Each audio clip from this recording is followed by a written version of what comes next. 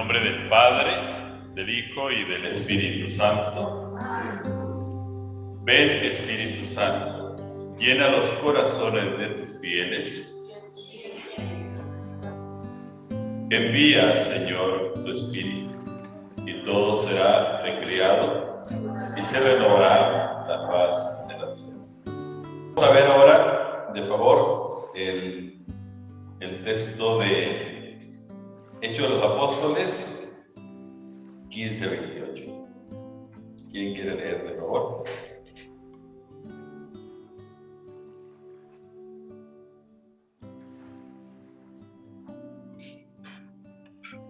Fue el parecer del Espíritu Santo, y en esto no imponerle una carga fuera de las indispensables. Es un texto muy bonito, de Hechos de los Apóstoles 15-28, porque dice, agradó.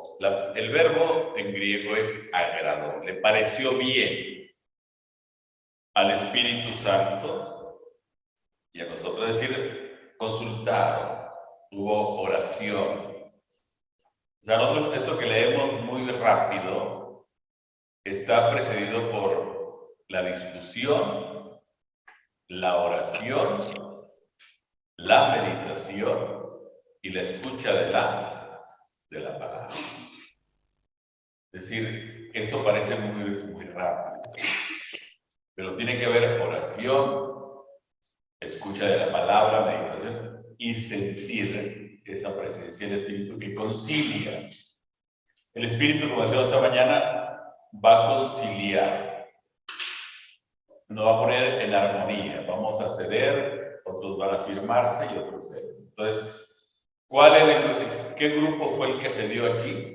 El que estaba muy inquieto con la circuncisión, pero ya se vio a este lenguaje de que también otros pueblos pues tenían que agregarse porque también estaba manifestándose el Espíritu Santo.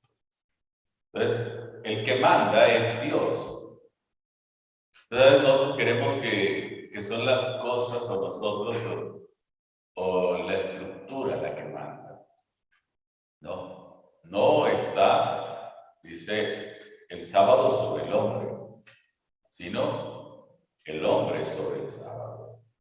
¿No? Es importante sanar al enfermo, porque se necesita. ¿Quién de ustedes, si se le cae un burro, dice Jesús, al pozo, no lo saca aunque sea sábado?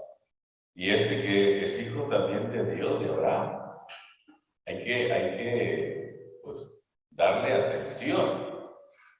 ¿No? Podemos tener 1000 cosas, pero si alguien está ahí caído, alguien está en cama, alguien está con un problema, pues hay que, primero, la caridad por encima de todo, el amor por encima de todo. Entonces nosotros cuando ponemos las reglas por encima del amor, ya nos amolamos. O sea, es muy complicado. Entonces, el amor, un amor maduro, un amor responsable, cuidadoso, que sepa ver lo humano. Y entonces, ¿qué dice? Y nosotros, hemos considerado no imponerles, no poner sobre ustedes más carga que estas que son necesarias. Es decir, no fatigar más. A veces, ¿qué dice Jesús en el texto que leíamos? Dice, mi yugo es, ¿qué? Suave y fácil de llevar.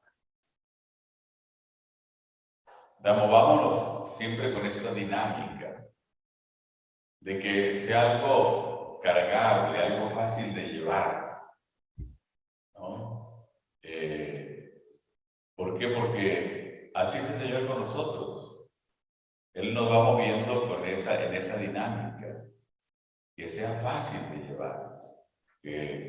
Aunque ya es fatigosa la vida, ya es difícil. La vida ya es difícil. Cada uno tiene que hacer un camino, pues también de crecimiento, de conversión, de cambio, de tareas. Y a veces nosotros complicamos mucho las cosas. Como vamos a ver en el texto que sigue.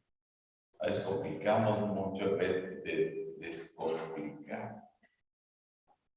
Entonces, descompliquemos la vida con cosas que logremos un mayor entendimiento, una mayor comunión. Siempre la comunión al centro. Entonces, cuando descomplicamos, eso nos puede llevar, se logra una mayor comunión. Veamos en pequeñas prácticas ejemplares y se lleva una mayor comunión.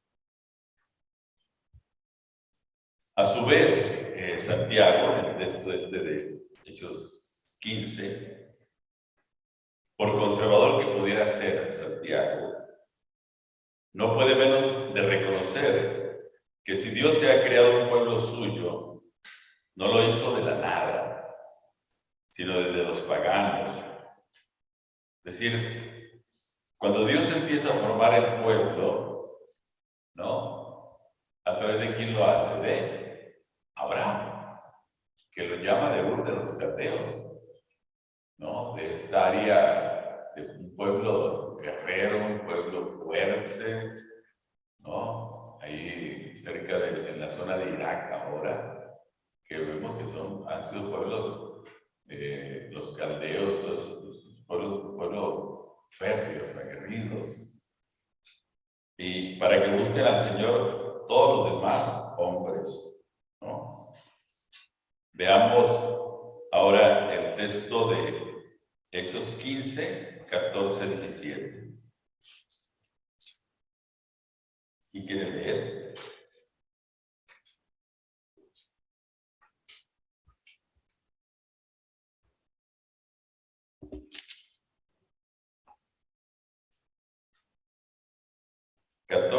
Y 17.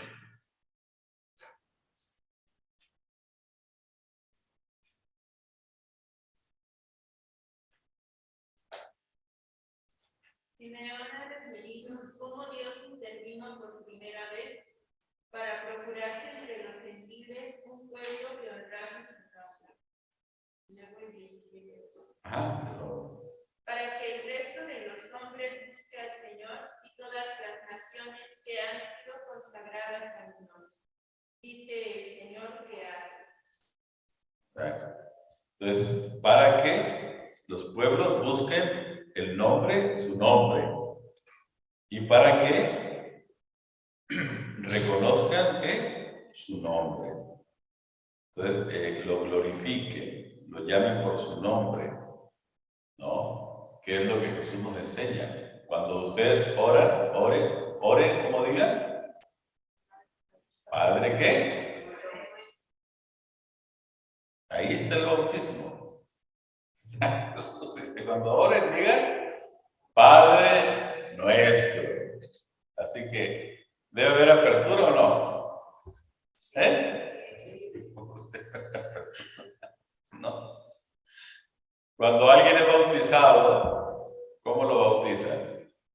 En el nombre del Hijo y del Espíritu Santo. Entonces, puede expresar con toda validez Padre nuestro. Claro que sí. Entonces, pero tenemos que abrirnos mucho, muchísimo hay que abrirnos. Entonces, nos cuesta mucho esta parte. Entonces, aquí, ¿qué fue importante? Que, Santiago le está dando esa autoridad a Simón, dice, y Santiago dijo, hermanos, díganme, Simón nos ha contado cómo Dios favoreció. O sea, de algo que sucedió.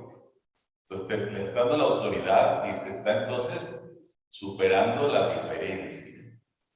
Entonces, hay un tema de fraternidad, un tema de reconocimiento, que es lo que a veces falta entre nosotros. A ver, el Señor te concedió a ti esto, aunque yo pensaba diferente, pero es el Señor. Entonces, ahí jalamos a otro un sentido positivo para hacer comunidad. Porque si Santiago hubiera dicho, no, Pedro está equivocado, nosotros tenemos la razón, ¿qué hubiera pasado ahí? Una división. Entonces la iglesia, ¿cómo iba a caminar? Dividida. Dividida. Entonces nosotros a veces dividimos, no conciliamos. Decimos, no, tú vete para acá, aquel, no, hombre, está mal. No, o sea, hay que tener mucho cuidado. Mucho cuidado que tanto conciliamos y los peligros de dividir. Cuando Dios va llevando las cosas, pues no hay que estorbar. A veces estorbamos, a veces dividimos. Entonces hay que tener mucho cuidado.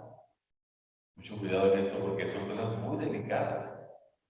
Parecen muy simples, pero son muy delicadas. Porque la fuerza, al juntarla se hace potente, pero al dividirla disminuye. El que no recoge conmigo, ¿qué? Si el Señor te está hablando, y si no recogemos con Él, ¿qué? Cuando le dice aquella expresión que manda los de dos en dos, vuelven todos contentos porque expulsaban demonios, hacían milagros, curaciones. ¿Qué dice uno de ellos, Juan? Señor, vimos a uno que expulsaba demonios en tu nombre y se lo... ¿Y qué le contesta el Señor? No se lo prohíba, porque el que no está contra nosotros está a nuestro, pero luego las envidias y el control. No, nosotros queremos tener control y envidia, tenemos envidia y queremos tener control. Dijo, ¿y este por qué? Pues si es nuestro nada más. Entonces el Señor actúa más allá de nosotros. Es lo que tenemos que ver. O sea, Dios es espíritu, pero había otros también que el Señor se los quiso dar. Como le pasa a Moisés, ¿no? Cuando reúne a los ancianos para que el Señor le ayude con la carga a esos ancianos y los convoca en la tienda de reunión, pero no van dos, Meldad y otro, y entonces dicen, se quedan en sus lugares, no asisten a la reunión, y entonces dicen, oye Señor, también Meldad y otro compañero están ahí profetizando. Ah, porque entonces el Espíritu de Dios también allá se manifestó. Y van también a colaborar. Entonces veamos en dónde se manifiesta Dios para que haya más colaboradores. Hay que ver. Entonces la iglesia es así. En la iglesia siempre va a haber más colaboradores. Pero nos falta reconocer dónde están esos colaboradores. Pero como queremos tener control y tenemos envidia, luego queremos como que no se expanda más la cosa. Y entonces los perjudicados somos nosotros. Porque luego no podemos con todo y nos andamos quejando. Ay, que me ayuden. ¿No? Pues no, o sea, al Señor le gusta la colaboración. Le gusta la participación. O sea, eso tenemos que tenerlo muy claro en la comunidad. Entonces, concedido esto, solo aboga Santiago para que no haya una contradicción palmaria entre las prácticas que van a aceptarse y lo que se lee cada sábado en las sinagogas. Quizá así tranquilizó Santiago a la parte más conservadora de la asamblea. Leamos el texto de Hechos 15, 21 de nuevo. 15, 21. Porque desde tiempos antiguos Moisés tiene en cada ciudad sus predicadores y es debido cada sábado en la sinagoga. Entonces, o sea, él abrió el tema de decir, a ver, ¿dónde está? Hay sinagogas no solamente pues, en Israel, en otros lugares, donde se lee cada sábado a Moisés, y hay pues nuevos, también hay gente nueva que se incorpora. Entonces, ese mismo ejercicio que ya se hace en la sinagoga de otros lugares, donde se integran otros creyentes y son recibidos, pues ya hay apertura. Entonces, acá también estamos en esa dinámica de apertura, de incremento, de participar del pueblo. Entonces, esa es una forma inteligente y entendible de abrirse. Entonces, tenemos que usar las formas inteligentes y entendibles para abrirnos y ponernos de acuerdo.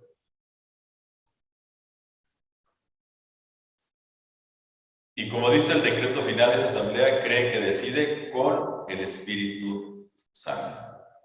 En ese decreto final hay cosas que pronto quedarían caducas. No comer carnes sacrificadas a los ídolos y no beber sangre porque se le consideraba como sede de la vida. Es decir, en ese momento se dejaron los paganos qué prácticas no tenían que hacer, ¿no? Que era algo menor, ¿no? Pero se dejaba el reconocimiento a estas iglesias, a estas nuevas comunidades, que era lo más importante. Entonces nosotros cuando logramos lo más importante, aunque queden pequeñeces, no nos compliquemos. Hay cosas menores, ok, ya, vamos, ¿no? Entonces a veces para poner de acuerdo, hay cosas esenciales en las que caminamos juntos y hay cosas menores que pues, se pueden ajustar, pero que no son complicadas de ajustarse. Esas prácticas irán cayendo por sí mismas, pero lo que se salvó al integrar a Santiago fue todo el sentido social del Primer Testamento, que destila la carta a él atribuida. Un legado importantísimo hoy y que Pablo podría descuidar de su obsesión por la igualdad entre judíos y paganos. Es decir, un equilibrio. Es decir, tampoco dejes todo lo que el Antiguo Testamento como pueblo de Abraham, con Moisés, pues también se ha ido, es parte de nuestra historia, ¿no? Lo que decíamos, hay los extremos. Quienes se quedan con la parte tradicionalista o la parte demasiado avanzada y no se conserva el equilibrio. Porque a veces los de avanzada dicen, no, vamos a tirar todo lo anterior, no sirve. No, espérate. Pues si costó mucho.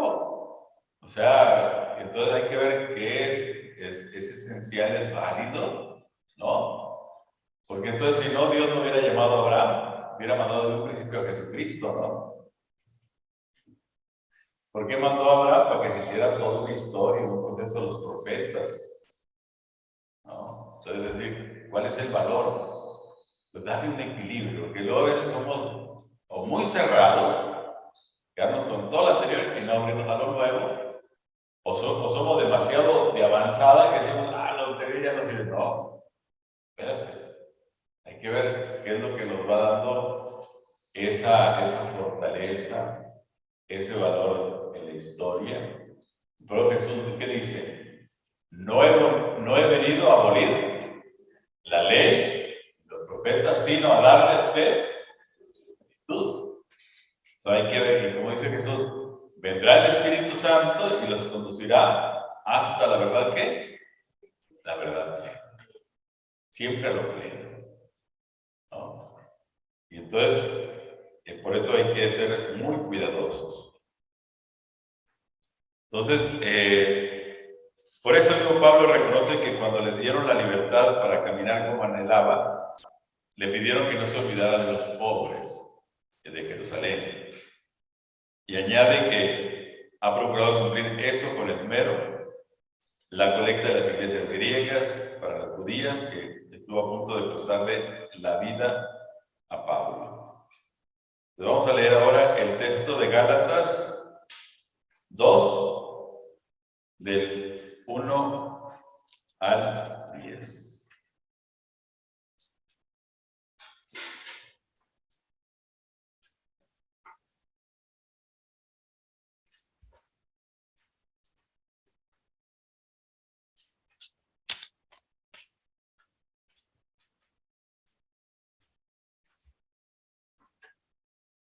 ¿Quién quiere leer?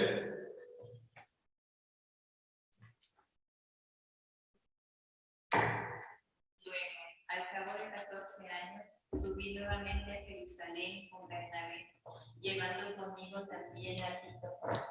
Subí, movido por una revelación, y les expuse a los notables en privado el evangelio que proclamo entre los gentiles para ver si podía o había corrido el grado. Pues bien, ni siquiera Tito, que estaba conmigo, con ser griego, fue obligado a circuncidarse. Y esto a causa de los intrusos, los falsos hermanos que solapadamente se infiltraron para espiar la libertad que tenemos en Cristo Jesús, con el fin de reducirnos a esclavitud, a quienes ni por un instante cedimos, sometiéndonos a fin de salvaguardar para vosotros la verdad del Evangelio. Y de parte de los que eran tenidos por notables, no importa lo que fuese, Dios no mira la condición de los hombres. En todo caso, los notables nada nuevo me impusieron. Antes, al contrario, viendo que me había sido confiada la evangelización de los circuncisos, al igual que a Pedro la de los circuncisos, pues el que actuó en Pedro para hacer de él un apóstol de los circuncisos, actuó también en mí para hacerme apóstol de los gentiles. Y reconociendo la gracia que me había sido concedida, Santiago, Cefas y Juan, que eran considerados como columnas, nos tendieron la mano en señal de comunión a mí y a Bernabé, para que nosotros fuéramos a los gentiles y ellos a los circuncisos. Solo nos pidieron que nos acordáramos de los pobres, cosa que he procurado cumplir. Palabra del Señor. Gloria. Bien, alabamos, Señor. Miren qué bonito, ¿no? Él dice en comunión, descomplicando las cosas. ¿No? Dice, ellos con los circuncisos y nosotros con los incircuncisos. Es decir, descomplicándose, a ver, no sé, unos para un lado y otros para otro lado, para todos, ¿no? Y entonces, pero en comunión. Entonces, ¿qué dice? Prevaleciendo ¿qué? La verdad del Evangelio. Prevaleciendo la verdad, como decíamos antes, ¿no? La verdad puede padecer, pero no perecer. Es una expresión de la Teresa. Entonces, eso es lo importante, descomplicarnos, que se mantenga la verdad, aunque sufrida, pero manteniendo la verdad, porque se filtraron entre nosotros, dice, los falsos hermanos. Los falsos hermanos, dice eso. Los falsos, lo primero que tratan de desvirtuar los falsos, ¿qué son? Van contra la verdad. La verdad. Entonces hay que ver quién va contra la verdad. ¿No? Porque Jesús dice, yo soy el camino, la verdad y la vida. Entonces, ¿quién va contra la verdad? ¿Quién no es aliado del Señor? ¿Quién no es aliado del Espíritu Santo, que es el Espíritu de la verdad? ¿No? Jesús es la verdad, el Espíritu Santo de la verdad, el Espíritu de la verdad. Entonces, ¿quién no actúa por esa moción? Entonces tenemos, sí, que discernir los espíritus, con qué actúa cada uno. Entonces tenemos este tercer elemento de la sinodalidad, el espíritu. Entonces en la iglesia, pero hoy es un tiempo de hacer mucha oración. Mucha oración, porque la sinodalidad no va a ser fácil. Va a haber quien va a discutir, va a decir que quien cree que debe ser así, de esta forma. Entonces tenemos que crear un ambiente donde conciliemos, donde haya comunión y donde vaya prevaleciendo el Espíritu del Señor, porque es el que nos llamó, en Él hemos sido bautizados y es el que le da vida a la iglesia. Y todos debemos caminar en la fe, bajo la guía de su palabra, bajo la acción del Espíritu Santo, escuchando su palabra, dejándonos conducir por su Espíritu, ¿no? Entonces, eso es fundamental, esa dinámica. Entonces, González Favos nos dice que caminar con los pobres y con los últimos, como este cuarto y último elemento de la sinodalidad, dice, esa condición que se le puso a Pablo para que pudiera caminar junto con ellos, puede darnos también un último y decisivo criterio de discernimiento. O sea, para verlo, permítaseme, en un pequeño paréntesis, echar una mirada a momentos muy evangélicos de la Iglesia del pasado, de lo que creo que podemos aprender algo muy importante para hoy. Es decir, en este texto que leímos de Gálatas, cuando dice no te olvides de los pobres, de acá, entonces, él en las iglesias de griegas, o donde las nuevas comunidades, incluyendo Pablo, a los paganos, entonces, a llevar también la limosna para los necesitados de Jerusalén, que estaba creando en esa colaboración de ayudar a los pobres de otras comunidades. Estaba creando ¿qué? Comunión. Comunión. Es una iglesia, es el mismo Señor. Dice, el que actuó en Pedro, como el que actuó en mí, es el mismo Dios. Entonces, el mismo Dios que nos lleva a comunión. Entonces, ¿qué es importante en la congregación, en la orden, en la iglesia? Ver dónde hay los puntos de comunión. Y entonces, fortalecer esos puentes, ser solidarios. Siempre hay puentes de comunión. Siempre hay situaciones que requieren puentes de comunión. Entonces, ¿dónde hay esos puentes de comunión? En mi relación con las hermanas, en mi relación de la comunidad, en mi relación institucional, ¿dónde hay los puentes de comunión? Por eso que decíamos de lunes, hay que tocar el corazón de las personas, de los niños, adolescentes, jóvenes, adultos, porque esos son los puentes de comunión. Cuando yo toco el dolor de una persona, quien sea, de una hermana, de un hermano, estoy tocando en su dolor una parte sensible donde yo puedo con amor sincero, acercarme para unirme, para entender, para comprender, no juzgar, llevar hacia la libertad. Entonces, comprendo, no juzgo, me acerco, toco tu corazón, tu historia, te escucho, te acompaño. Entonces, ahí creo yo ese puente y hago esa comunión, que fue como le pidieron a Pablo que hicieran los apóstoles Pedro, Juan, Santiago, que tuviera esa comunión con la iglesia de Jerusalén, aunque él anduviera en otros países, evangelizando y manifestándose a Dios, lo bonito es la comunión, ¿no? Porque hay necesidades, siempre hay necesidades. Una persona puede tener necesidades espirituales, morales, materiales, académicas, de trabajo. Hay muchas necesidades. No, de la gente pensamos solamente el dinero, no. Hay muchas necesidades, enfermedades, preocupaciones emocionales hoy.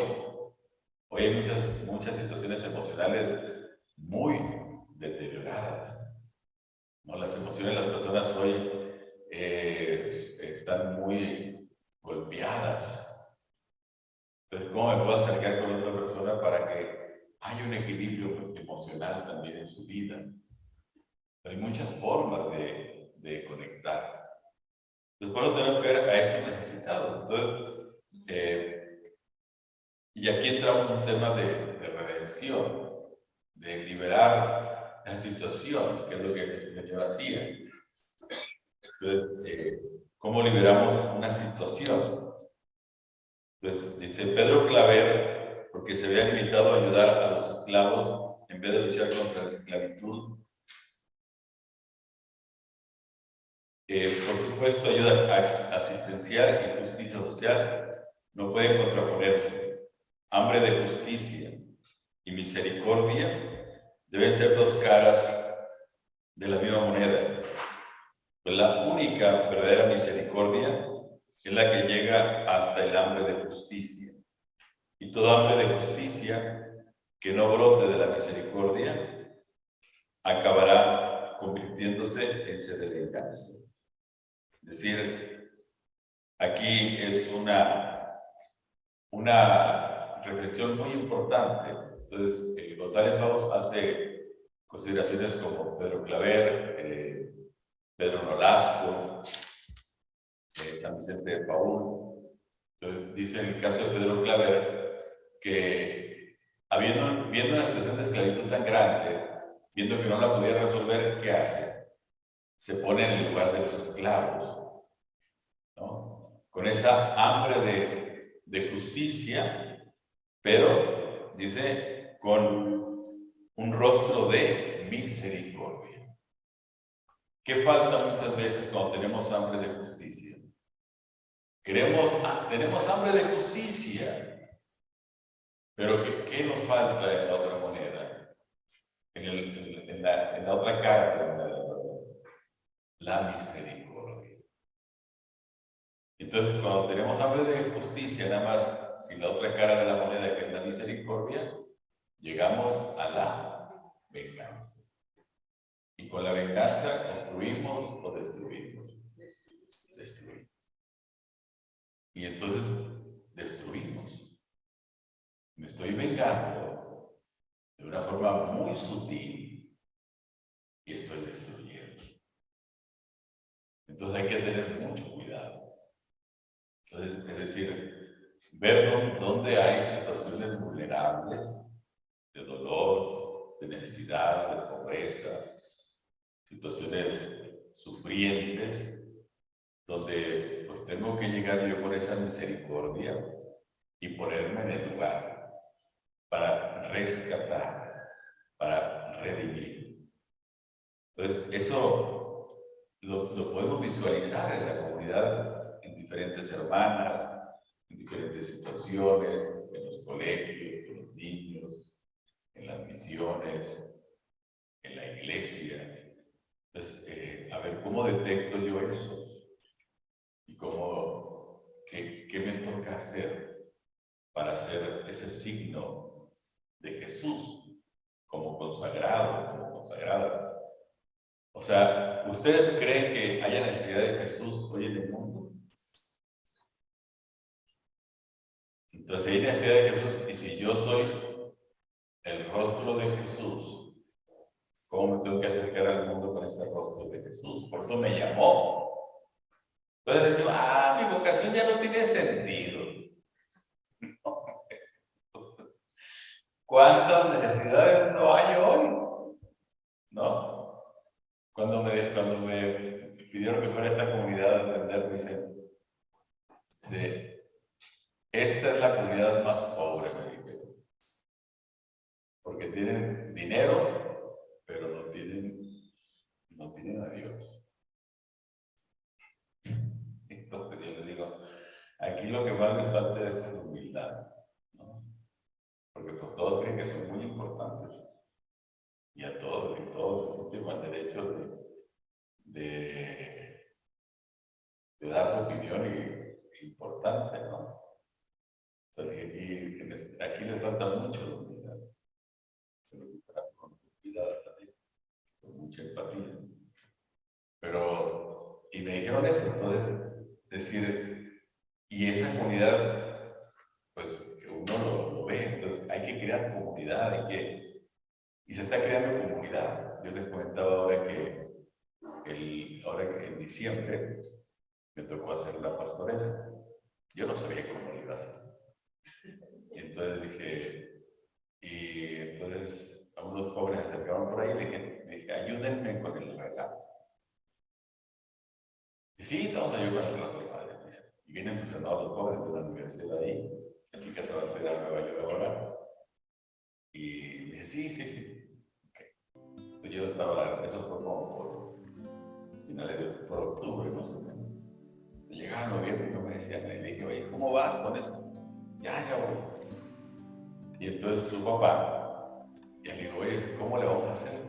Dijo, las ideas son estas, le vamos a incluir personajes de la comunidad, de empresarios. Y fueron puros empresarios, su esposa. Entonces hicimos ya, entonces ya ellos se encargaron de dar los personajes, el relato. Me dice, padre, ¿qué te parece un relato así, con lenguaje nuestro? Y dije, así dibujen, con ese lenguaje. Entonces ya hicimos la convocación, ahí en la punta de la capilla, en el pequeño atrio. Y entonces se puso el escenario, ahí no se complica por el escenario. Pueden hacer, entonces pusieron el cerebro bonito, sillas muy bonitas. Pero se llenó. Aunque la misa de la tarde no estuvo tan llena, pero la pasada estuvo llena. Entonces se llenó, ¿no? Fue como a las 5 de la tarde. Entonces se llenó y bien, todos felices. Ya, muy bien. Y entonces, y ya la misa estuvo muy contenta.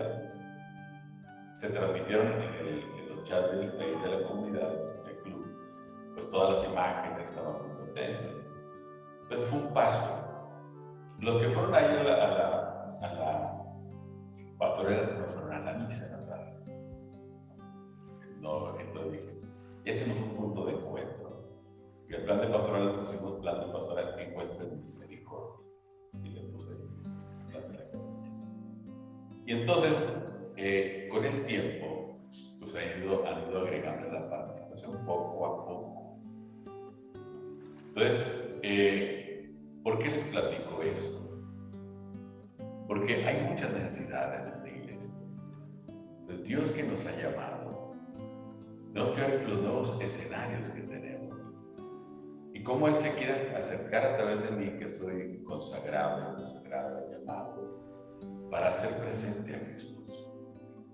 Hay muchas formas de hacer presente a Jesús. Y tenemos que ir adecuando los esquemas, el lenguaje, las formas, la dinámica, la pedagogía. Lo importante es que se encuentren en la fe.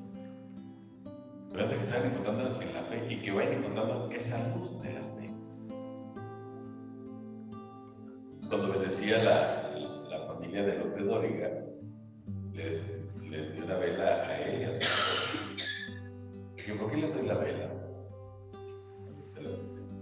¿Qué significa la vela? Es la luz de la fe. Cuando se apaga la vela, ¿cómo se pone todo? Oscuro. Así pasa cuando apaga la vela. Se pone todo oscuro. Entonces, por eso es importante conservar la fe. Pero estamos llamados a que esa fe se mantenga viva. Entonces, ¿en cuántos se ha apagado esa fe? ¿Cuántos caminan los muros? Entonces, la fe no debe apagarse. Porque si se apaga la fe en la sociedad, en las familias, imagínense la oscuridad que puede haber en la vida. Se apaga ese horizonte de esperanza. Entonces tenemos que sí proclamar, difundir y que se esté extendida esa fe. En el nombre del Padre, del Hijo y del Espíritu Santo. Trono de la sabiduría,